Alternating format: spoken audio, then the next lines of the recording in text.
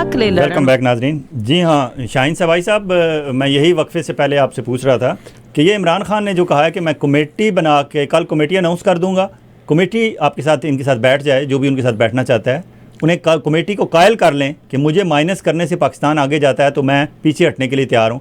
वो पीछे किस चीज़ से हटना चाहते हैं? मसला तो इतना बड़ा नहीं था, मसला तो सिर्फ इलेक्शन कराने और ना कराने का था, अभी कराने का था या अक्टूबर में कराने का था, पंजाब और KPK के पहले कराने का था या चारों इकट्ठे कराने का था। दरमियान में ये दहशतगर्दी और सारी चीज़ें आ गई और अब -1 तक बात चली गई।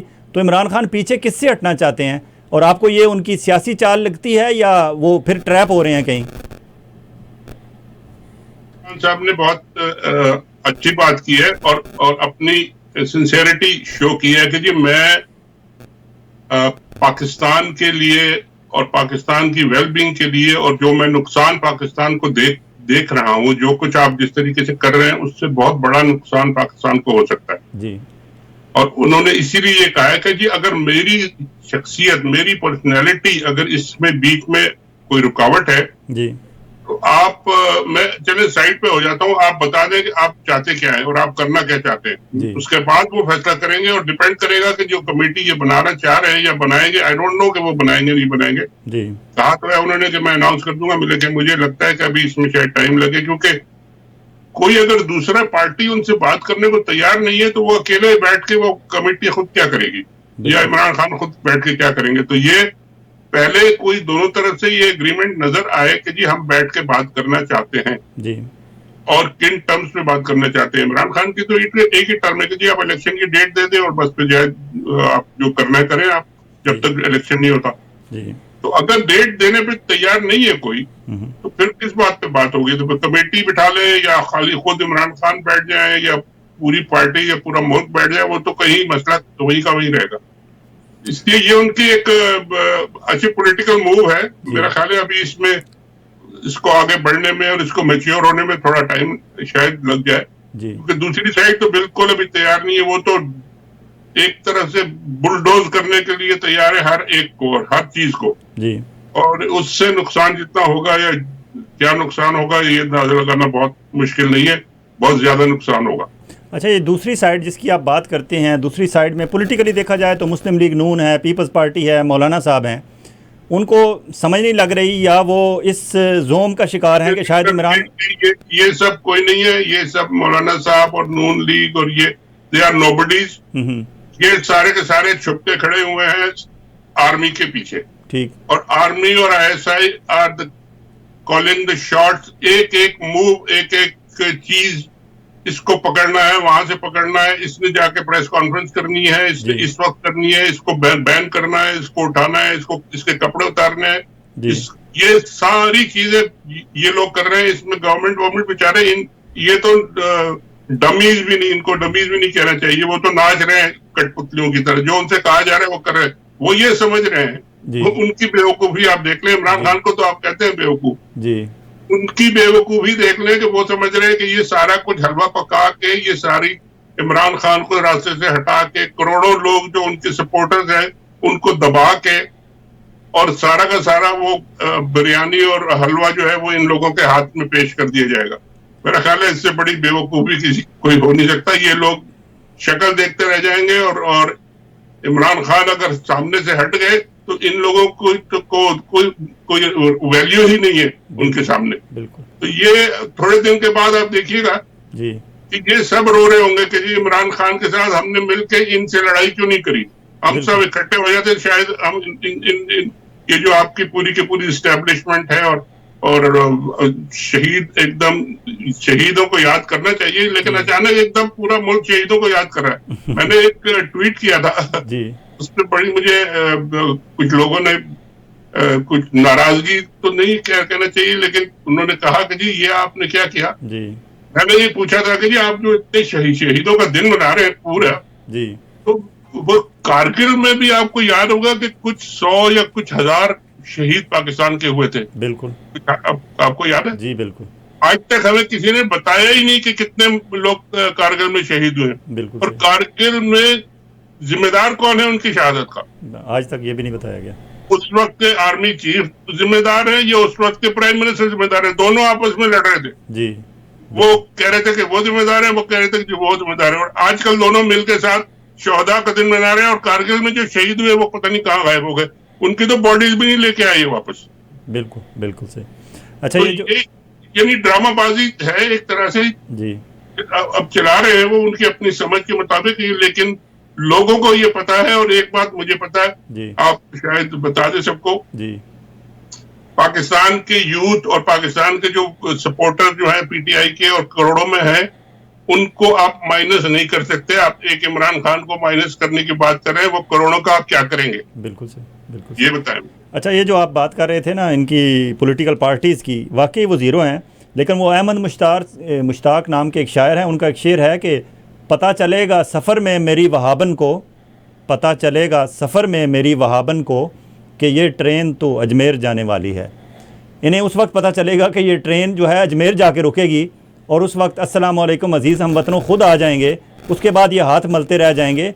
इमरान खान को एक हद तक इस शेर का मतलब तो समझ आ गया, लेकिन ये वहाबन कौन है ये भी तो जरा बता दें। वहाबन का मतलब यह है कि वो शायर ये कहना चाहता है कि मेरी बीवी जो है वो वहाबी नुक्ता नज़र रखती है, और उसको मैंने ट्रेन में बिठा लिया है, और है बड़ी सख्त कटर वहाबन है, लेकिन इसको सफ़र के दौरान पता चलेगा कि जिस ट्रेन में बैठ गई है इसने तो जाके अजमेर रुकना है, क्योंकि वो खुद अजमेर का मुरीद है, हस्बैंड जो है। यही मैं कह रहा हूँ कि इन सबको नहीं पता, ये इनकी ट्रेन में बैठ गए हैं और पीछे गाड़ी में आगे इंजन कोई और है, पीछे ये सारे मुल्ला और ये सब बैठ गए, और वो इमरान खान के पीछे उन्होंने ट्रेन को लगा दिया जी। अब ये सब के सब नोबडीज है, इनको लोगों ने रिजेक्ट कर दिया जी। इलेक्शन ये नहीं कराएंगे जी। असल बॉटम लाइन ये है कि आप लिख ले, आप सोच ले, ये इलेक्शन नहीं कराएंगे जब तक के 100% इन्होंने ये यानी पूरा इंतजाम नहीं कर लिया कि ये इलेक्शन हमने टोटल रेक करके और ये रिजल्ट हमने लाने। पहले से रिजल्ट इन्होंने बना के रखने हैं कि ये रिजल्ट आएंगे तब इलेक्शन वो कराएंगे, और ये ऐसा इस दफा नहीं हो सकता। इलेक्शन अगर होंगे तो यूथ, करोड़ों यूथ है, वो उस पर हिस्सा लेंगे। आप ये नहीं कर सकते कि आधे लोग वोट दे सकते हैं और आधे नहीं दे सकते, या इस उम्र के वोट लोग दे सकते हैं, या यंग लोग नहीं दे सकते, या ओल्ड लोग दे सकते हैं, ये नहीं हो सकता। तो ये एक बहुत बड़े मेस की तरफ जा रहे हैं, बहुत बड़ी एक खड्डे में गिरने वाले हैं, और ये खुद ही गिरेंगे। मेरा ख्याल है इमरान खान साहब थोड़े दिन जरा आराम से बैठे, सोचे क्या क्या हुआ है, क्या क्या अच्छाई हुई है, क्या क्या गलती हुई है, कौन कौन लोग उनके साथ थे, कौन अच्छे थे, कौन बुरे थे, और एक नई टीम बनाए, और लोग उनके साथ उसी तरह खड़े हैं जैसे पहले खड़े थे, तो उनको उसकी फिक्र करने की जरूरत नहीं। वो आपकी बात करोड़ों वाली बिल्कुल दुरुस्त है कि अभी कल एक्सप्रेस ट्रिब्यून वालों ने ट्विटर पे एक सर्वे कराया जिसमें 93% लोगों ने, शायद कोई 2.5-3 लाख लोगों ने 2-4 घंटे में वहाँ रिस्पॉन्ड किया। 93% लोगों ने कहा कि we want Imran Khan back, और बाकी 7% अदर्स के हिस्से में आए थे, और फिर वो उन्हें उतरवाना पड़ा हमारे पिंडी बॉयज़ को अपने खसूसी इख्तियारात इस्तेमाल करते हुए। ट्विटर उन्होंने उतार दिया ट्विटर से, ये सर्वे एक्सप्रेस ट्रिब्यून वालों ने। उतारने में आजकल तो वो देखिए, उतारने में आजकल वो बहुत माहिर हो गए हैं, बहुत एक्सपर्ट हो गए। कभी वो किसी के कपड़े उतारते हैं, कभी वो किसी की सर की चादर उतारते हैं। एक ट्विटर पे और कुछ सोशल मीडिया पे एक अरशद शरीफ ने जो फिल्म बनाई थी जी, वो लगा दी थी लोगों ने, उसको उतार दिया उन्होंने फौरन जी। बिल्कुल बिल्कुल। वो जो कीनिया के बारे में और मनी लॉन्ड्रिंग के बारे में जी, बिहाइंड क्लोज डोर जी। अच्छा, अगर ये भी उतार दिया तो ये उतारने में बहुत माहिर है, लेकिन कर ले जब तक अपनी मनमानी कर रहे हैं। ये कोई लंबा ये नहीं है, कोई ज़ियाउल-हक नहीं बन सकते या मुशर्रफ नहीं बन सकते। अब वो ना दौर है, ना वो लोग हैं, ना वो इरा है, ना वो टेक्नोलॉजी है, ना वो लोग इतने बेवकूफ हैं। तो ये अब पुराने अपने तजुर्बे जो हैं दोबारा दोहरा रहे हैं, तो दोहराएं प्लीज, गो अहेड। अच्छा शाहीन साहब, भाई साहब, ये 5th जनरेशन वार का हमने बड़ा सुना था शोर जब DGISPR थे अपने जनरल आसिफ गफूर साहब, और बाद हमने नगमे भी सुने कि दुश्मन के बच्चों को हमने पढ़ाना है। लेकिन मुझे लगता ये है कि ये पूरी कौम को एक रिफ़्रेशर कोर्स करा रहे हैं कि कौम भूल चुकी थी कि बांग्लादेश में हमारे आर्मी ने क्या किया था, कौम भूल चुकी थी कि जनरल ज़िया दौर में भुट्टो के जालज के साथ और पीपल्स पार्टी के वर्कर के साथ क्या किया गया था, कौम भूल चुकी थी कि मिसिंग पर्सनस कैसे होते हैं और कहाँ से होते हैं, कौम भूल चुकी थी कि बलोचों को किस तरह उठाया जाता था और फिर क्या उनके साथ किया जाता था, कौम भूल चुकी थी कि MKM वाले कराची में क्या इल्ज़ाम लगाते थे कि क्या आर्मी ने किया। कौम भूल चुकी थी कि फाटा में, वाना में और फाना में वहाँ क्या हो रहा था। और ये जो वहाँ तहफ़्फ़ुज़ पख्तून तहफ़्फ़ुज़ या पश्तून तहफ़्फ़ुज़ मूवमेंट जो है वो शुरू मंजूर पश्तीन वगैरह ने शुरू की हुई थी। मोहसन दावड़ और अली वज़ीर वगैरह जो कहते थे, वो सारी चीज़ें लोग भूलते जा रहे थे। We were going back to normal. लेकिन अचानक अब ये जो 9 मई के बाद काम शुरू हो गया है, ये पूरी कौम का कोई रिफ्रेशर कोर्स कराना चाहते हैं, ये क्या बताना चाहते हैं। और स्पेशली हमारी यूथ इस वक्त 62 to 65% यूथ है, नौजवान है। उन नौजवानों को जिन्होंने सिर्फ किस्से कहानियाँ सुने हुए थे कि ज़िया ने ये किया था, फ़लाँ ने ये किया था, फ़लाँ ने ये किया था, वो शायद बिलीव नहीं कर रहे थे। अब वो अपनी आंखों के सामने देख रहे हैं और सोशल मीडिया की वजह से लम्हा बलम्हा उनके पास रिपोर्ट्स आ रही हैं, वीडियोज़ आ रही हैं, ऑडियोज़ आ रही हैं, लोग बाहर आके बता रहे हैं कि हमारे साथ ये सलूक किया गया और ये हो रहा है। तो ये क्या कौम को क्या बताना चाहते हैं, किधर लेके जाना चाहते हैं? जो हमारा ओवरऑल जो नुकसान हो रहा है उसकी तरफ किसी का ध्यान ही नहीं है। देखिए, अक्सर लोग हमारे सीनियर जो थे और जो बड़े पाए के लोग थे, जर्नलिस्ट भी थे, सियासी लीडर भी थे, वो सब अक्सर ये कहते थे कि इन लोगों के पास, एस्टेब्लिशमेंट के पास, फौजियों के पास एक स्टाफ सोल्यूशन होता है, एक बुक होती है, स्टाफ बुक कहते हैं जी। उसमें बहुत सारे मसले उन्होंने लिखे होते हैं और उनके आगे बहुत सारे सोल्यूशन लिखे होते हैं उसके आगे जी। तो वो जब भी कोई मसला होता है वो फौरन वो अपनी स्टाफ सोल्यूशंस की बुक निकालते हैं, कहते हैं अच्छा जी कौन सा मसला पैदा हुआ है, दिखाएं मुझे। पेज ए पे, पेज 15 पे, पेज 16 पे, 15 का निकालते हैं और जो 15 के सामने लिखा होता है वही उसका हल वो शुरू कर देते हैं सोल्यूशन के तौर पे जी। वो जमाने पुराने, मैं बता रहा हूँ, वो जमाने चले गए जी।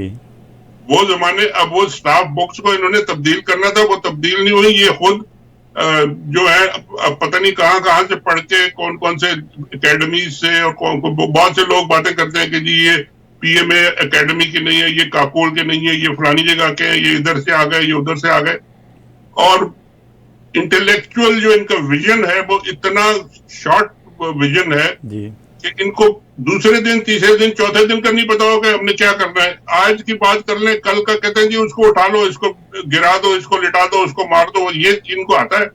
उसके अलावा उन्हें कोई नहीं पता कि जी इसका रिजल्ट महीने बाद, 6 महीने बाद, साल बाद क्या होगा, कोई सोचने वाला नहीं है। थिंक टैंक्स नदारद, बिल्कुल नदारद। तो अब ये स्टाफ सोल्यूशंस में तो वो पुरानी चीजें लिखी है, कोई नई बैठ के कोई बनाए, किसी को बिठा के कि आप नई किताब लिखो भाई, नए प्रॉब्लम्स। और ये 5th जनरेशन वॉर जो है जी, ये खाली अपने टीवी पे इश्तेहार चलाना, और वो भी बेवकूफी देखें सर, मैं तो हैरान होकर हंस रहा था जी। पूरे इश्तेहार हर टीवी पे चल रहे हैं कि जी बड़ी जबरदस्त फौज है और बड़ी जबरदस्त ये और ये किया और ये किया, और उसके ऊपर लिखा है कि this is a paid advertisement, ये इसके पैसे लिए हमने। तो मुझे बताएं सर कि अगर आप पैसे दे के अपनी इश्तेहार पब्लिसिटी करा रहे हैं तो फिर आपके स्टाफ सोल्यूशंस तो सारे फेल है। अच्छा शाहीन से भाई साहब, आपने तो रिपोर्टिंग की होगी, आप हमारी यूथ को और हमारे लोगों को बेहतर बता सकते हैं कि जब इस तरह की पाबंदियाँ, सख्तियाँ और इंतहा का जुल्म और बर्बरियत होती है तो फिर क्या वहाँ से ही अल-जुल्फ़कार तंजीम जैसी तंजीमें नहीं निकलती? मैं कोई हम लोगों को उस तरफ गाइड नहीं कर रहे, कायल नहीं कर रहे, लेकिन हम एक खदशे का इजहार कर रहे हैं कि आप अगर 65% यूथ पाकिस्तान को, आज का जो पाकिस्तान आप उन्हें दिखा रहे हैं और जिस तरह उनके साथ आप जुल्म, जबर, ज़्यादती कर रहे हैं, फिर कल तक अगर हम शिकवा करें कि वहाँ से कोई अल-जुल्फ़कार निकल आई है या कोई और XYZ नाम से कोई तंजीम निकल आई है, तो फिर हम क्यों नहीं उस पर सोचते? जी, आप क्या कहेंगे? ये आपने बात बहुत अच्छी की कि सोचते क्यों नहीं है। मेरा ख्याल है इनको, जो मैं कह रहा हूँ ना कि ये विजन नहीं है, फोरसाइट नहीं है, जिसे कहते हैं ना आगे की सोचना जी। अभी आपने देखा कि इमरान खान साहब को इन्होंने अचानक पकड़ लिया एकदम जी। अचानक जाके उन्होंने धावा बोला और पकड़ के ले गए, और पूरा का पूरा एक 9 अप्रैल को यूथ, उनकी पार्टी, उनके लोग सब सड़कों पे आके और मार कुटाई और सारा कुछ शुरू हो जी।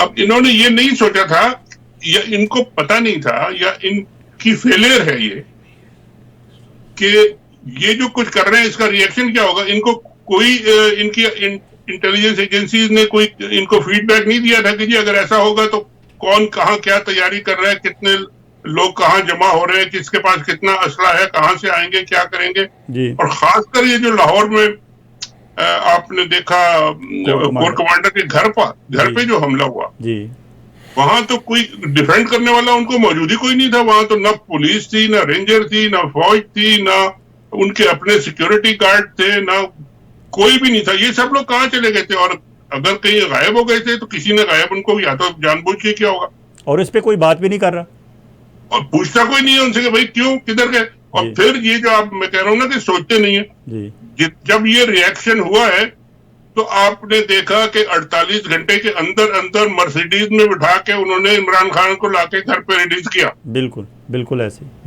किया कि नहीं किया? जी बिल्कुल। क्यों? उनका वो सारा जुर्म, वो सारा केस, वो सारा कुछ खत्म हो गया, क्या हुआ? इसलिए आपने पकड़ा था उनको। जब आपको डर लगा कि ये सारा रिएक्शन हमारे हाथ से निकल रहा है, हम नहीं इसको कंट्रोल कर सकते, तो फौरन छोड़ दिया उन्होंने। अच्छा, अब वो सबको पकड़ के बंद करके ये करके वो करके निकलवा के एक पूरा ऑपरेशन करके अब वो कहते हैं कि जी हम इमरान खान को तो अभी नहीं पकड़े, लेकिन हम पार्टी को बैन कर देंगे।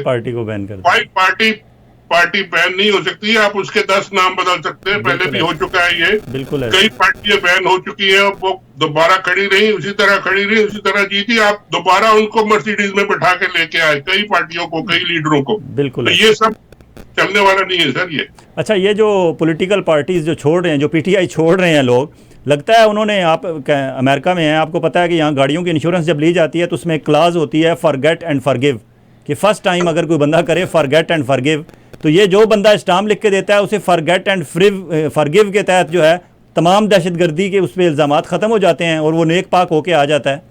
ये सिलसिला तो इन्होंने शुरू किया हुआ है ना, फॉरगेट एंड फॉरगिव को दी हुई। अपने आप को डिस्क्रेडिट कर रहे हैं, ये पूरे लीगल सिस्टम को डिस्क्रेडिट कर रहे हैं, ये पूरी अदालतों को डिस्क्रेडिट कर रहे हैं। ये सारा कुछ जो कर रहे हैं इससे किसका फायदा हो रहा है? जरा ये तो सोचे। आपने एक दिन पकड़ लिया कि जी दहशतगर्द है, दूसरे दिन उसने कहा कि जी अच्छा मैं तो पार्टी छोड़ रहा हूँ, तो आप बिल्कुल पाक साफ हो गए। मतलब what is this nonsense joke कर रहे हैं सबके साथ, के लोगों को बेवकूफ बना रहे हैं। ये क्या करें? अपने आप को एक्सपोज कर रहे हैं। ये खुद इनको सोचना चाहिए कि जी इसका रिएक्शन इनके ऊपर क्या होगा। इनकी बातों को लोग मजाक भी नहीं समझेंगे, कहेंगे ये तो जोकर भी नहीं, डबी नहीं, ये क्या है ये? इनकी बातों को सीरियसली लेना चाहिए। ये इस तरह की जो बातें करते हैं कि आज दुश्मन है तो कल दोस्त है, ये हमारे साथ इस जेब में तो दुश्मन है, इस जेब में दोस्त है, ये कैसी बातें हैं ये? जी शाहीन साहब, भाई साहब, मैं आखिर से आपसे ये पूछना चाहूँगा कि आज समी इब्राहिम को भी उठा लिया गया है, उससे पहले इमरान रियाज का आज 10वां-12वां दिन है, कुछ पता नहीं चल रहा। आप क्या नहीं समझते कि इस मौके पे हम ओवरसीज़ पाकिस्तानी जर्नलिस्ट जो हैं, चाहे पहले हम ज़्यादा एक्टिवली काम ना भी कर रहे हों, अब शायद हमारी ज़िम्मेदारी है, क्योंकि पाकिस्तान में एक एक करके सबको उठाया जाता रहा और टेलीविज़न चैनल्स पे कोई ख़बर वहाँ नहीं चल सकती, अखबारात सेंसर होते हैं, न्यूज़ एजेंसीज़ का तो सिरे से कोई हाल ही नहीं है। तो आप समझते हैं कि हम ओवरसीज़ पाकिस्तानी जर्नलिस्ट दुनिया भर में जितने हैं, हमें चाहिए कि हम थोड़ा सा ज़्यादा पहले से तवज्जो करें, ज़्यादा आप जैसे सीनियर दोस्तों, सीनियर साफ़ी हैं, हमारे उस्ताद हैं, आप लोगों की रहनुमाई में हम ज़्यादा एक्टिवली काम करें। आप क्या मैसेज देंगे पाकिस्तान के जर्नलिस्टों को और ओवरसीज़ पाकिस्तानी जर्नलिस्टों को? जी बिल्कुल, आप सब लोग मिलकर बहुत ज्यादा कोशिश करें, इन सब के लिए खड़े हों। ये जितने, मैं तो उनको बहुत सैल्यूट करता हूं जो जर्नलिस्ट पाकिस्तान में उनके सामने खड़े होके और उनकी मुखालफत कर रहे हैं और ये सारा कुछ बर्दाश्त कर रहे हैं और ये मार कुटाई और ये तशद्दुद जो हो रहा है, दे डिजर्व माय सैल्यूट कि वो इतनी मुखालफत के बावजूद, इतनी सख्ती के बावजूद वो खड़े हुए हैं। हम लोगों को पूरी तरह उनकी मदद करनी चाहिए। अगर जबान से करें, जुलूस निकालें, जलसे करें, सबसे ज्यादा मेरा ख्याल है उनकी फैमिलीज को सपोर्ट करें, उनको फाइनेंशियली सपोर्ट करें। बिल्कुल, बहुत शुक्रिया जी। जी बोलें। बहुत शुक्रिया शाहीन साहब, भाई साहब, बहुत शुक्रिया हमारे साथ शरीके गुफ्तगू रहने का। जी इम्तियाज़ अमान साहब, सॉरी आप शाहीन साहब भाई साहब के साथ आ गए हैं, तो शाहीन साहब भाई साहब जैसे सीनियर उस्तादों के उस्ताद जब हों तो फिर आपको बोलने का मौका कम ही मिलना था। आखिरी मैसेज अपना कोई 30 सेकंड का दे दें, क्योंकि लोग आपको देख रहे हैं कि इम्तियाज़ अमान साहब बैठे हुए हैं और बात पीटीआई की हो रही है और पीटीआई वालों को बोलने नहीं दिया जा रहा। नहीं, मेरा ख्याल है फयाज़ भाई कि जितनी अच्छी तरह से पाकिस्तान, पीटीआई की बात नहीं हो रही, पाकिस्तान की बात हो रही है, तो पाकिस्तानियों के मौक़िफ़ को जिस तरह से शाहीन सिबाई साहब पेश कर सकते हैं, यकीनन मैं नहीं पेश कर सकता। उनका तजर्बा और उनकी जो पेशा वराना महारत है माशाल्लाह, हम सब उसके फ़िदा हैं उस पर। बात यह है कि पाकिस्तानियों को कोई मैसेज नहीं है। पाकिस्तानी तो माशाल्लाह इमरान खान के साथ खड़े हुए हैं और इंशाल्लाह खड़े रहेंगे, उनको अपना लीडर मान चुके हैं। मैसेज उन लोगों के लिए जो इमरान खान को माइनस करना चाहते हैं, अब जब इमरान खान को माइनस करने की कोशिश करेंगे पाकिस्तानी और ख़ुसूसन ओवरसीज़ पाकिस्तानी, उसको मल्टीप्लाई करेंगे। अब जब कोशिश करेंगे कि हमारे दिल से इमरान खान उतरे, हम इमरान खान को उतना प्यार करेंगे, उतना वालेहाना प्यार करेंगे। जब वो अपील करेगा हम बाहर भी निकलेंगे, हम उसे फ़ंड भी करेंगे। हमारा पाकिस्तान से ताल्लुक़ आज की तारीख़ में इमरान खान के साथ ताल्लुक़ एक ही है, ये इसमें कोई डिस्टिंक्शन नहीं है। हम पाकिस्तान से अपनी आइडेंटिफिकेशन इमरान खान के साथ करते हैं। जनरल साहब समझ जाएं, हम कोई गैर नहीं है, हम कोई बंगाली नहीं है, हम पाकिस्तानी हैं। कल आपने फ़ैसला किया बंगाल को काट के फेंक दिया, अब आप क्या KPK को और पंजाब को काट के फेंकना चाहते हैं? आप सिंध और बलूचिस्तान को अलग एक पाकिस्तान बनाना चाहते हैं? तो ऐसा नहीं होगा। 80% पाकिस्तानी और 100% यूथ पाकिस्तान की इमरान खान को अपना लीडर मान चुकी है, तो आप भी मान जाएँ, मेहरबानी है। हम मार खाते रहेंगे, आपके डंडे खाते रहेंगे, गोलियां खाते रहेंगे, आंसू गैस बर्दाश्त करते रहेंगे, पीछे हमने नहीं हटना। आप जो मर्जी कर लें, हम आपसे कोई फेवर नहीं मांग रहे। हम चाह रहे हैं कि इलेक्शन हो जाए, पाकिस्तान की आवाम का हक के हुक्मरानी है, वो वोट दें, वो चाहे किसी को वोट दें, वो जिसे वोट दें वो पाकिस्तान पे हुक्मरानी करे और आप उसे सलूट करें, उनके खिलाफ साजिशें ना करें। हमें कोई डर्टी हैरी आके ये ना बताए कि पाकिस्तान के मुस्तकबिल के लिए क्या ठीक है और क्या नहीं ठीक। पाकिस्तान की खारजा पॉलिसी पाकिस्तान का मुंतखब वज़ीर-ए-आज़म बनाए, पाकिस्तान की दाखिला पॉलिसी पाकिस्तान का मुंतखब वज़ीर-ए-आज़म बनाए, और पाकिस्तान ने किस रुख पे चलना है, किस ब्लॉक में चलना है, कौन से अंदाज से पाकिस्तान अक़वाम आलम में अपनी पहचान कराएगा, ये फैसला पाकिस्तान की आवाम का मुंतखब करदा हुआ नुमाइंदा करेगा। कोई वर्दी वाला 22 ग्रेड का अफसर नहीं करेगा। मान जाए हाफिज साहब, अगर आप नहीं मानेंगे, मान तो बाद में भी जाएंगे, लेकिन फिर आपको मैं याद कराते चलूँ, जब आप नहीं मानते आवाम को, तब आपको अपनी पतलूने किसी कैंप के अंदर, किसी कैदियों के कैंप के अंदर अपनी पतलूनें छोड़ के आनी पड़ती हैं। हम नहीं चाहते आपकी पतलूनें उतरती हुई देखना, और ना ही हम ये चाहते हैं कि आज जो आपका हाथ हमारी औरतों के दुपट्टों पर पड़ा है, हमारा हाथ भी आपकी पतलूनों तक जा सकता है। तो प्लीज़ वो ना करें कि जो हमें वो करना पड़े जो हम नहीं चाहते। जी हाँ, नाज़रीन कराम, ये इम्तियाज़ अमान x secretary general Pakistan Tehreek Insaf Canada थे। ये जज्बात में जब आते हैं तो इसी तरह बोलते हैं। हालांकि इन्हें कई दफ़ा कहा है कि इस तरह की बात ना किया करें, लेकिन PTI वालों को कौन रोके, और आजकल तो इन्हें कोई रोक भी नहीं सकता। शायद लर्न कर रहे हैं ये भी। इससे पहले ये होता था कि इन पे हल्की सी भी हम सोशल मीडिया पे किसी प्रोग्राम में कहीं किसी जगह तनकीद करते थे तो इनके जत्थों के जत्थे हम जर्नलिस्टों पे टूट पड़ते थे। वक्त के साथ इन्हें सीख लेना चाहिए। इसी तरह की जज्बातीपन, इसी तरह के अल्फाज, इसी तरह के इक़दामात इन्होंने किए तो आज इस नहज पे पहुँचे हुए हैं कि अब मुकम्मल तौर पर दीवार के साथ लग चुके हैं। अब ख़ुद कमेटियाँ बना रहे हैं, ख़ुद आफरें कर रहे हैं। अल्लाह करे कमेटी बन जाए कल, अल्लाह करे उस कमेटी को कोई दरखोरे इतना भी समझे, उस कमेटी से कोई बैठ के बात भी कर ले और उस कमेटी के नतीजे में कोई इलेक्शन की तरफ हम चल पड़ें। फ़ैसला आवाम के हाथ में चला जाए, क्योंकि आवाम के हाथ में फ़ैसला होगा वही असल फ़ैसला होगा। जो विज़डम, फोक विज़डम और जो पब्लिक विज़डम आवाम के फ़ैसले में होती है वो खवास के फ़ैसले में नहीं होती। और हमारे मुस्लिम लीग नून वाले दोस्त, उन्हें शिकवा होगा कि शायद मैं उनकी बात नहीं करता। यकीन माने आपकी ही बात करते हैं। आपके कायदीन की बातों पे ही इमरान खान भी चल रहे हैं, आपके कायदीन की ही हम सारे मोतरफ़ हैं। जैसे मरीम नवाज़ ने कहा था कि मज़ाहमत होगी तो मफामत होगी। इमरान खान ने मरीम नवाज़ की ये बात पल्ले बांध ली और फिर मज़ाहमत के रास्ते पर चल पड़े। हाँ, इनसे गलती ये हो गई, जिस तरह 4 दिन पहले औरंगज़ेब ज़फ़र खान, जो पाकिस्तान पीपल्स पार्टी के सीनियर वाइस प्रेसिडेंट हैं कनाडा के, मेरे पिछले प्रोग्राम में आए हुए थे। उन्होंने अल-जुल्फ़िकार तंजीम में भी मीर मुर्तज़ा भुट्टो के साथ काबुल भी रहे, जेलें भी काटी, बहुत लंबे चौड़े सिलसिले में रहे।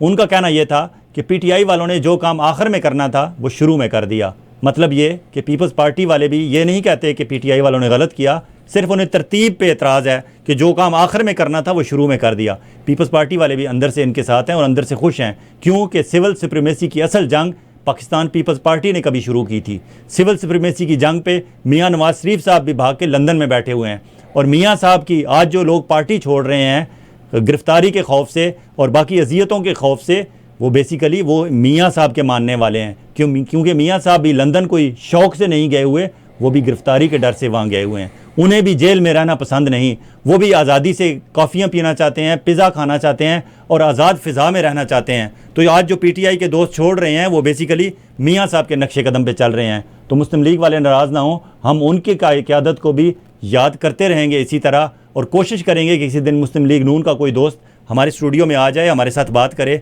लेकिन पहले तो मिलते नहीं हैं, मिल जाएं तो शायद उन्हें ये शिकवा है कि शायद हम उनसे सख्त सवाल करेंगे। तो सख्त सवाल तो हम PTI वालों से भी करते हैं। ये भी मुझसे कोई खुशी नहीं जाते, जब भी जाते हैं मेरे स्टूडियो से उठ के, ये कोई खुशी नहीं जाते, ये अंदर से नाराज़ ही होते हैं कि फ़याज़ वलाना के आगे बैठ के चाहे दोस्त हो दुश्मन हो तो ये तो अपनी एक जर्नलिस्टों वाली हैट पहन लेता है। अभी शाहीन सबाई साहब के साथ मैं मसरूफ़ था, वरना अगर शाहीन सबाई साहब से मुझे टाइम मिलता तो मैं इम्तियाज़ अवान साहब से पूछता कि वो जो टेलीफोन कॉल्स इंटरसेप्ट हुई हैं महमूद रशीद साहब की, वो क्यों हुई हैं? कमल शोज़ब की कॉल्स जो वो कह रही हैं GSQ पहुँचो, वो कॉल्स का तो अब जवाब देना पड़ेगा ना। अगर यास्मीन राशिद ने कोई कॉल्स की हैं तो उसका भी जवाब देना पड़ेगा।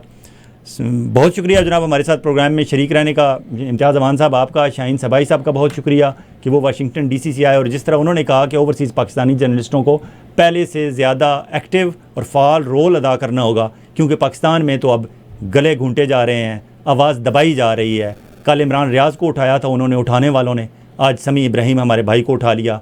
इंतहाई अफसोस है और हम उसकी मजम्मत करते हैं और हम मुतालबा करते हैं कि पाकिस्तान के अंदर रहने वाले 25 करोड़ अवाम और ओवरसीज़ 1 करोड़ 10 लाख जो ओवरसीज़ पाकिस्तानी हैं, जहाँ जहाँ जिस हैसियत में आप आवाज़ उठा सकते हैं, समी इब्राहिम और इमरान रियाज़ ख़ान की बाजियाबी के लिए आवाज़ उठाएँ, क्योंकि वो PTI के हमायत करने वाले जर्नलिस्ट बाद में हैं, पहले वो सहाफ़ी हैं, पत्रकार हैं, कलमकार हैं। उनके हज़ारों प्रोग्राम ने देख लें आप, अगर उन्होंने 500-600 इमरान खान के हक़ में किए हैं तो 300-400 उन्होंने मुस्लिम लीग नून और पीपल्स पार्टी के हक़ में भी किए होंगे, और शायद 100-150 उन्होंने पिंडी बॉयज़ के हक़ में भी किए होंगे। जर्नलिस्ट होता है, उसके पास आज अगर एक पार्टी के हक़ की खबर आ गई है, आज अगर उसने एक पार्टी के हक़ में तज्ज़िया तबसरा कर दिया है, कल शायद वो दूसरी पार्टी के हक़ या उसके ख़िलाफ़ में कर देगा। तो इसे बर्दाश्त करना सीखें, इससे लर्निंग होती है। हमारा मसला ये है, ना लर्निंग हमारे पिछले कायदीन ने की, ना हमारे मौजूदा कायदीन ने की, और ना हम कर रहे हैं। अपना और अपने गिरदोनवा के लोगों का इसी तरह ख्याल रखिएगा जिस तरह आप चाहते हैं कि आपका ख्याल रखा जाए। आइंदा हफ्ते चंद और मोअज़्ज़ज़ मेहमानों के साथ आपकी खिदमत में हाज़िर होंगे। अल्लाह हाफ़िज़।